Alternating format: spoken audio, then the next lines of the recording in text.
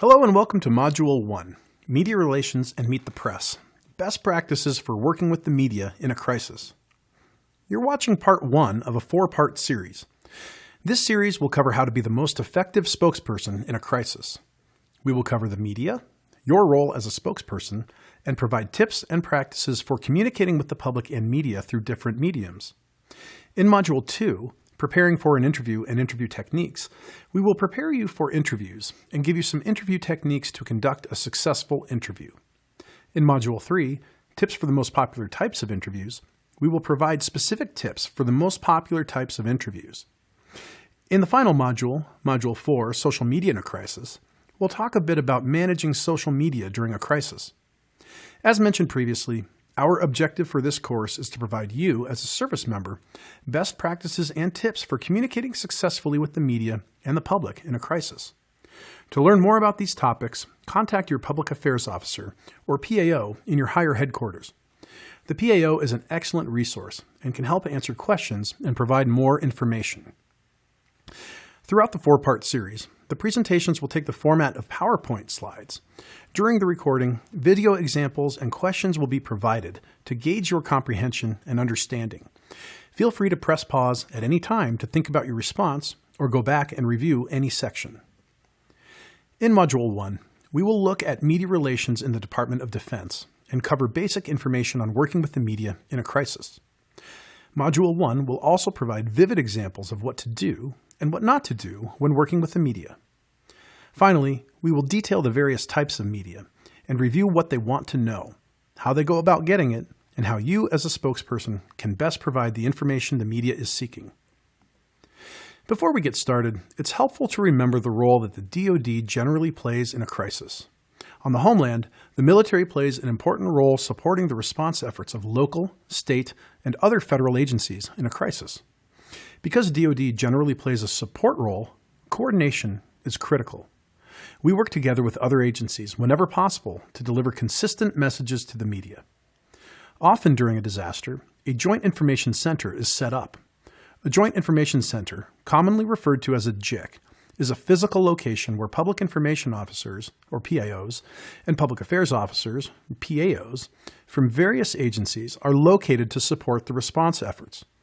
It is also a place where media are often gathered for press conferences.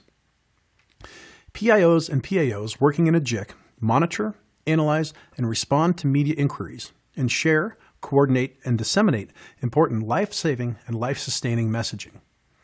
The JIC corrects misinformation and dispels rumors.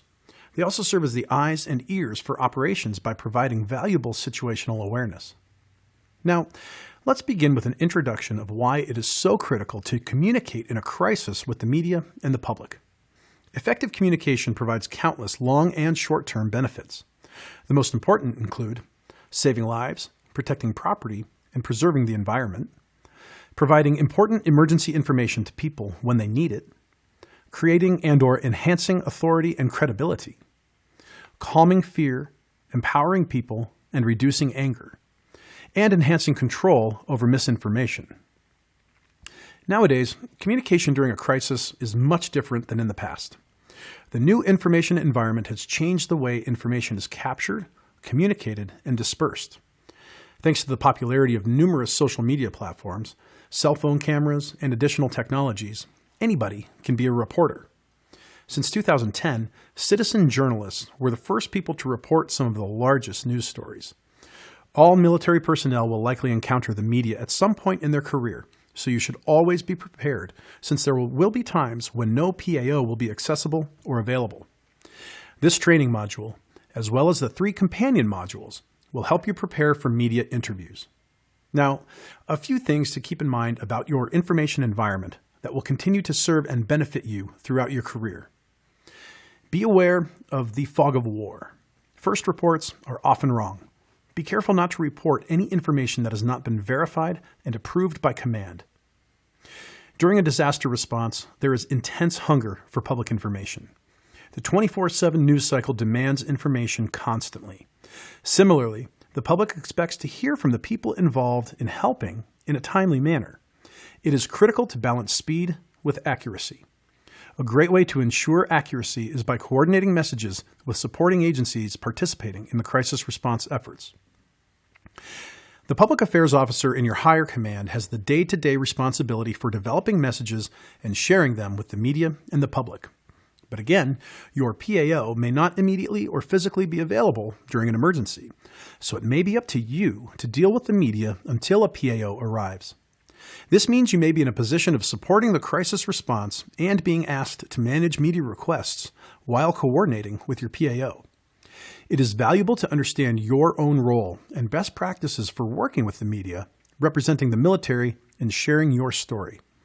Your specific role will depend on the demands of the crisis, how the emergency response is organized, the military's role in the response, and the location of the response, among many other factors. You may be asked to respond to an impromptu request for an on-camera interview, post about the crisis on social media, clarify information about response efforts for a newspaper article, or participate in a joint press briefing with civilian or military agencies, or provide support in the Joint Information Center. This training should provide you with the best practices for any of these situations. And when the public affairs officer or PAO isn't available to field on-site media requests and inquiries, you may provide an on-site presence and liaise with the PAO in your higher command. In a crisis or emergency, the public needs to know key information that will help inform and protect. It is your duty as a spokesperson to help provide this service if needed. This information will help people make well-informed decisions, enable the public to protect themselves and their families, help the public understand what is being done by you and your partner agencies to respond to the crisis, and describe what is being done to recover or preserve the well-being or reestablish normalcy in the community. Throughout this training, you will have an opportunity to come back to this list. The list is really the most basic information that we need to provide to the public and media during a crisis.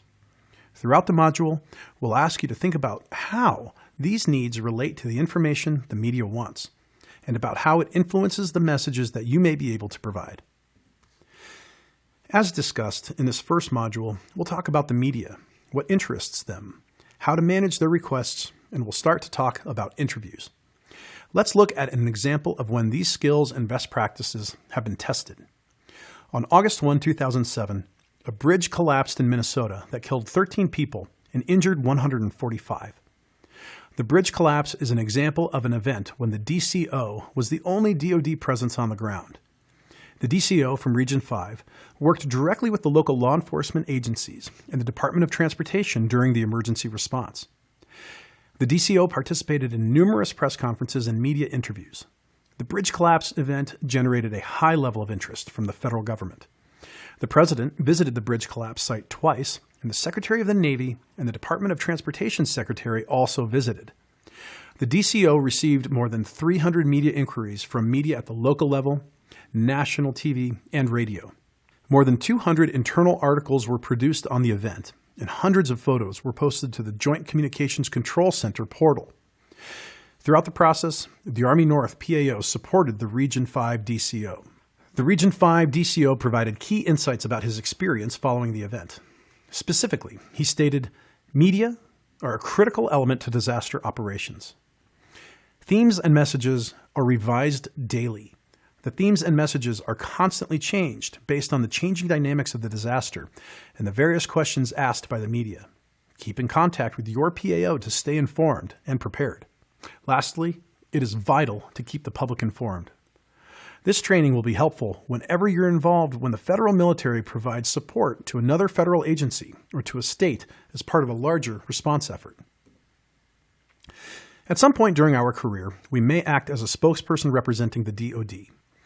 It is important for us to talk about media relations in the DoD and for us all to follow a common set of fundamental principles.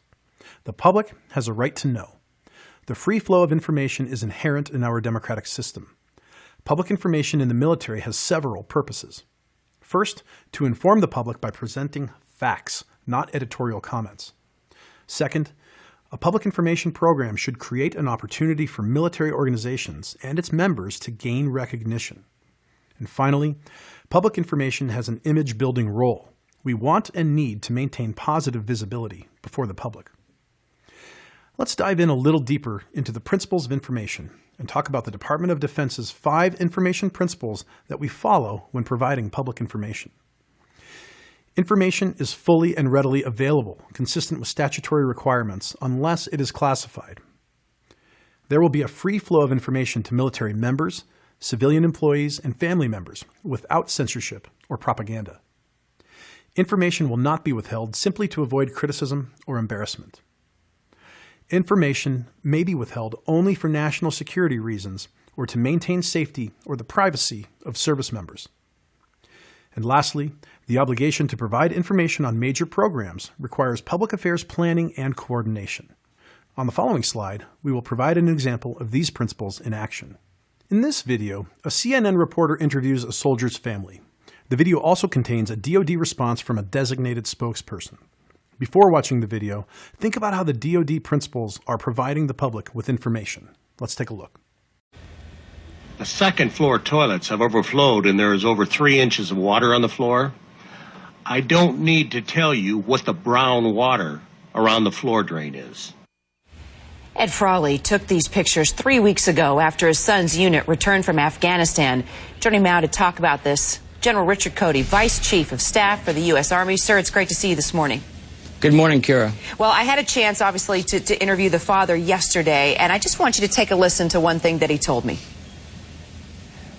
I had been in those barracks 3 times in the last 4 years, and I saw the condition and chose to ignore it. But 2 weeks ago, I couldn't. And when I went back the morning after he arrived, I took these pictures that are in this video, and I knew I couldn't walk away from it. Somebody had to do something. And, sir, I know you saw the video right away on YouTube, and you made a call to Ed Frawley immediately. What did you tell him? Well, first off, Kira, I talked to him about the fact that I wanted him to know that the senior Army leadership was not mad at him for what he did. He's a father. He has a son that served extremely well in Afghanistan, as well as all the other great 82nd Airborne troopers. And I knew he was proud of his son and proud of his son's soldiers. And I wanted him to know that, one, we weren't mad. We understand that we've got old barracks, and I wanted to assure him that, one, this was a breakdown and that the entire senior leadership of the Army was going to fix this. We have been challenged, and he understood that, and then we just talked father to father. I think I spent about 30 minutes talking with Mr. Frawley, and we talked about our son serving in Afghanistan and other things that fathers would talk about. Let's review how the DoD principles of providing public information were applied in this video. The family of an active military member is speaking to the press about the conditions of the barracks. The general, the DoD spokesperson, begins by reassuring the soldier's family. He mentions that he is not angry with the family for having gone to the media to talk about this problem. Instead, he acknowledges the problem and takes responsibility for it. He follows up with a comment about what will be done to solve the problem. The best thing that the general does in this interview is to humanize himself and humanize the military by relating directly to the family. He understands and shares their concerns. The general does one thing that really is extraordinary, where he empathizes as a father with the family. He relates directly to the father of the service member, and the interview ends encouragingly for the Army. The interview was very effective, considering how damaging the story could have been for the Army. As anticipated, there are limitations to providing information. The DoD recognizes that there are 4 factors that affect our ability to meet these principles. The first is security. Classified material cannot be released. The second is accuracy. The public affairs representative is speaking for the unit, the commander, the command, and even the Army. It is essential that individuals in these positions maintain the highest degree of integrity. Do not speculate. Make certain you have all the facts available before you speak out on an issue. If you find that you have made a mistake, correct it immediately. The third is propriety. We do not release the details of deaths of service members. We do not release the names of the injured or the dead until the next of kin have been notified. Other sensitive subjects have also come under this category. Discuss them with your commander and your higher headquarters PAO before they become front-page issues. The fourth is policy.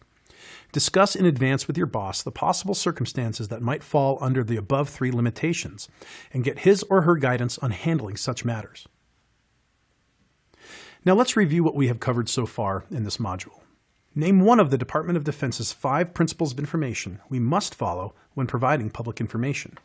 Feel free to pause the recording to gather your thoughts or to review the previous slides. You could have answered the question with any of the 5 principles of information, which are: information is fully and readily available, consistent with statutory requirements, unless it is classified. There will be a free flow of information to military members, civilian employees, and family members without censorship or propaganda. Information will not be withheld simply to avoid criticism or embarrassment. Information may be withheld only for national security reasons or to maintain safety or privacy of service members. The obligation to provide information on major programs requires public affairs planning and coordination. If needed, go back and take another look at the 5 principles of information. These are key principles that help ensure we do our job as a spokesperson for the DoD. According to the DoD Directive 5122.5, timely and accurate information will be made available so that the public, Congress, and the news media may assess and understand the facts about national security, defense strategy, and ongoing joint and unilateral operations. Make sure that you know these principles. So far, we've covered the role of the DoD in a crisis, the role of a spokesperson for the DoD in a crisis, the 5 principles of information, and limitations to these principles. We are now going to talk about the different types of media.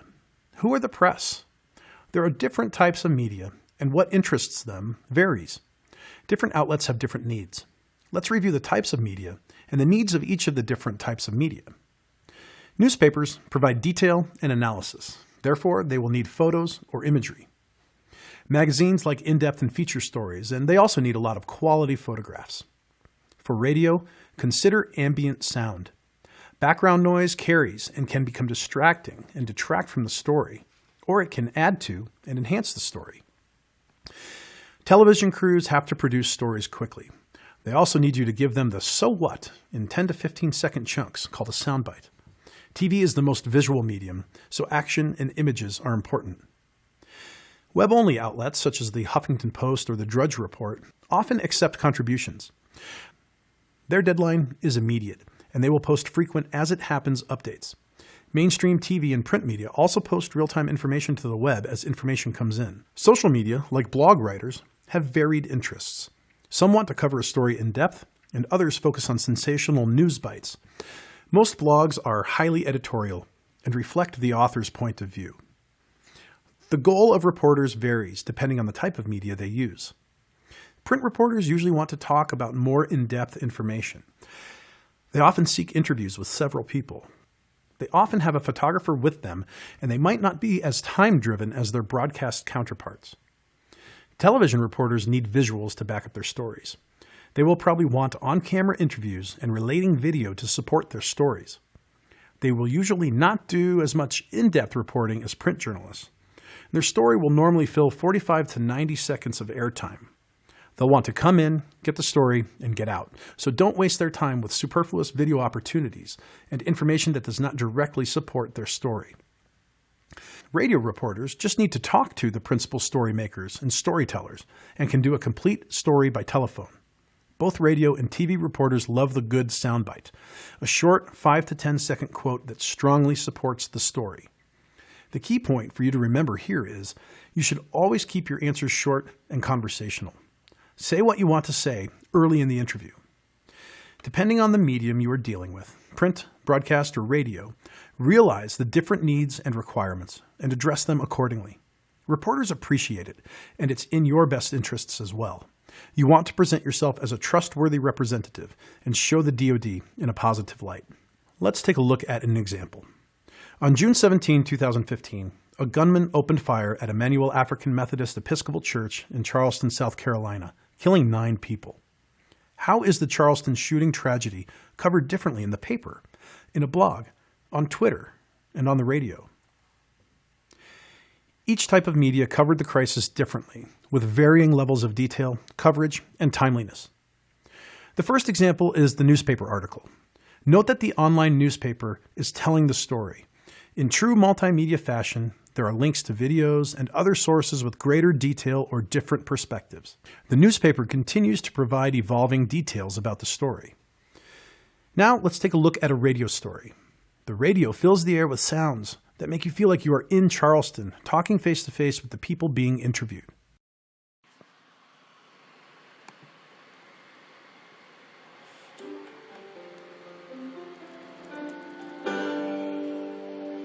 This is The Takeaway. I'm John Hockenberry, Charleston, South Carolina. Quiet prayer meeting and shots heard round the world. We have 9 victims in this heinous crime that has been committed. Pray for the family, Father God. They got a long road ahead. He's a white male. He's a younger white male. I'm scared to talk about the real issue, which is rape. I do believe this was a hate crime. Yeah. An editorial blog from Motherlode provides coverage of the Charleston shooting from the author's perspective and addresses what the author calls the racial nature of the attack. On CNN's Breaking News Twitter account, the media posts breaking news with links to more detail. Before you meet with a reporter, it's helpful to recognize how each reporter and the media they use to communicate their message might treat a topic differently. Now for a game. Let's play Meet the Press. True or false? True or false? Are reporters out to get you? Well, true and false. Reporters are out to get a story, but the story might be you. By establishing your reputation for honest and forthright dealing in all matters, you will gain the confidence and respect of the local media. It is a rare occurrence when you will run into a member of the media who is, quote-unquote, out to get you. True or false? Do reporters seek controversy? True. Controversy is an element of news. There are 8 basic elements of the news: timeliness, currency, conflict, consequences, prominence, proximity, human interest, and oddity. Reporters seek out controversy. It's their job. It's your job to tell them the facts and not speculate. True or false? Do reporters love sensationalism? Well, true. Sensationalism is the use of shocking or emotive material, according to the Encarta Dictionary. And this creates interesting headlines that draw on human emotion to get our attention. Journalists want to sell their product and will create sensational headlines so that they can sell more. Your job is to stick to the facts and make sure the headline is the message you have been authorized to give by your PAO, command, and the DoD. True or false? TV reporters oversimplify. True. Reporters have to simplify. The average TV story is anywhere from 75 to 120 seconds long and is comprised of 3 or 4 10 to 15 second sound bites. Strive to give usable, succinct, and conversational responses. TV reporters must simplify. It's their job. True or false? Reporters use editing tricks to make you look bad. Well, both. Comments can be taken out of context. However, if you are on message and are credible and sincere, a vast majority of reporters will not purposefully edit your comments to change the meaning. True or false? Do reporters let you ramble? Well, both. Rambling means that you are not on message, and you may be forcing the reporter to interpret what you're saying rather than allowing your message to stand alone. If the reporter doesn't get the information they need, they may allow you to continue talking. Prepare and bring in a message that you know accomplishes your objectives. If you practice, you will decrease the chance of rambling, no matter what type of media you're working with. Who are the media? Even with the varying types of media, there are common traits that the media share. Most often, they are not subject matter experts on the story they are covering. They may be assigned to a beat, or the reporter may be a physician who covers medical issues, but this does not mean that they are the specialist or have the in-depth knowledge in your area of expertise. The reporters are, more often than not, generalists, and will look to you for your expertise on the topic. They are neither our friend nor our enemy. They are there to do their job and to keep us accountable for doing ours. The media serve as a conduit to the American public. This gives us, as spokespersons, an opportunity to talk directly to the American public. They are also a critical resource in relaying life-saving and life-sustaining information before, during, and after a disaster. Due to their role as a channel into the American public's living room, we are given an opportunity to tell our side of the story. It's critical to remember, however, that the most important thing about the press is that news is a business, and business is all about the bottom line. More news and bigger stories mean increased viewership and more money and revenue. Our job is to give them material that helps them do theirs, while simultaneously meeting our objectives. You are your unit's designated grassroots point person when it comes to media issues. That's a big responsibility, and it must be taken seriously. So what do you do when a member of the local press calls seeking information or wants to visit the unit? Your first reaction may be one of panic, which is a completely normal one. But after you've put that behind you, it's time to go to work. Start with a helpful, courteous attitude. Don't treat the reporter as an inconvenience.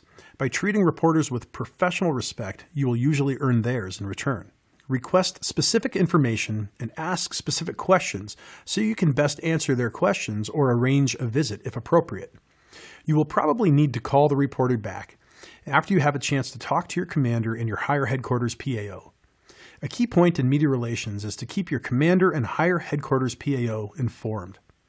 Have your PAO's name and work, cell, and home phone numbers available and in your contacts list. Your PAO is trained and can provide solid advice on handling various media issues. Most reporters understand that it takes time to get the right answers and to arrange visits. Don't put yourself in a corner by providing information you are unsure about. It's okay to not have all the answers. Don't try and make things up. It's far better to have the reporter wait for accurate information than to have to call to change something you already provided. Remember to stay in your lane, but be sure you call back as agreed in your conversation. Remember to keep your relationship professional. In other words, don't get overly talkative or angry and rude if the reporter is asking hard-hitting but legitimate questions. When you talk to the media, make sure you both understand that you are only representing your unit. When you are in uniform, some people will expect you to be an expert on all defense-related issues. Don't answer what-if questions or any question outside your area of expertise. If a reporter comes up to you in the aftermath of a disaster, can you guess what sort of questions she will ask? In general, what does the media really want from you? Let's look at what is considered newsworthy by media requirements. As we mentioned earlier in this module, print and broadcast reporters have different needs and requirements, even when covering the same story. It is in your best interest to learn what those are and tailor your course of action accordingly. The media wants to be able to put a human face on the story. As a spokesperson, you may be the human face of the story. Make sure to set a good example and represent the Army and DoD in a positive way. To gather anecdotes from those on the ground, in another module, we will cover how to get your PhD in communication. Anecdotes help personalize a story and make a story more memorable. There will be more on getting your PhD later in this course. The media also wants to be able to collect insight they don't get from policymakers. The DoD may have different information than policymakers. Make sure to tell them the facts. One thing common to both print and broadcast is the proverbial deadline. All reporters have them, and reporters are often driven by the next print run or broadcast. Be as responsive as you can in getting information to a reporter before the deadline, but again, never risk accuracy or thoroughness just to get information out quickly. Now let's take a look at an example of an interview with an Army spokesperson. Sergeant Thompson describes how the military is helping the people of Japan after an earthquake. Let's take a look. Right now, we just departed Andrews Air Force Base, taking humanitarian aid to Misawa Air Base in Japan, pursue tsunami relief. Our role in this mission is the loadmaster on the C-17. We flew in Andrews, picked up 70,000 pounds of humanitarian aid and 2 search and rescue personnel to go along with it to take to Misawa. This part of the airlift is very important. Not only do we do combat missions, helping all the deployed troops, taking the bullets downrange, it's good for everyone throughout the world to know that the Air Force provides humanitarian aid and sees the United States as a helpful figure. This mission is very important to me. Anytime you get to help out a whole community, a whole nation that's been devastated by a natural disaster like the tsunami, it's a good feeling. One of those things where you wake up every morning and you'll look back on this particular mission to motivate you for the rest of your career. After watching the video, can you identify what the reporter wanted when talking with Sergeant Ryan Thompson? Did Sergeant Thompson do a good job? Did he do a good job of putting a face on the story? Helping the public to see what the military is doing to help? Did he help to maintain the positive visibility of the military? What could he have done differently? Well, he could have explained what a loadmaster does or what a T-17 is. More likely than not, the general public does not know military jargon. Don't use it. In the second half of this module, we have covered the various types of media, who the media are, and what they want during an interview. Now it's time for a quick question. What do you want to accomplish when talking to the media? Feel free to go back and review the prior slides to answer this question. Do you remember the DoD's right to know? In general, your main goals when talking with the media are to provide news and facts. Do not speculate and stay in your lane. If you do not know the answer, don't provide one. It is okay to find someone who can speak to the question being asked. Convey your message, stay on message, and say it often. You want to gain recognition for the military's role. Highlight what the military is doing in the crisis. The public wants to hear about the specifics. Maintain positive visibility. Always maintain a professional demeanor and do not let the reporter get under your skin. You are providing facts to help inform and protect the public, and that's an important message. This concludes Module 1, Media Relations and Meet the Press. Let's quickly recap what we've covered. In this module, we talked about the responsibilities and roles of a spokesperson when communicating on behalf of the military, regardless of the presence of a public affairs officer. The module also covered why media relations is so important. We talked about what the public needs to know in an emergency and provided rules for media engagement. Finally, we talked about the various types of media. However, in today's world, you must consider everyone with a smartphone to be a potential citizen journalist. In Module 2, Preparing for an Interview and Interview Techniques, we will use the knowledge learned in this first module to help you build a set of media interview skills, prepare for an interview, and offer several time-tested techniques for you to use before and during your interviews. In Module 3, we'll give you tips on how to conduct the most popular types of interviews and provide steps to follow once the interview is over. In Module 4, we'll look at using social media in your personal life as a means of preparing to use social media for a crisis.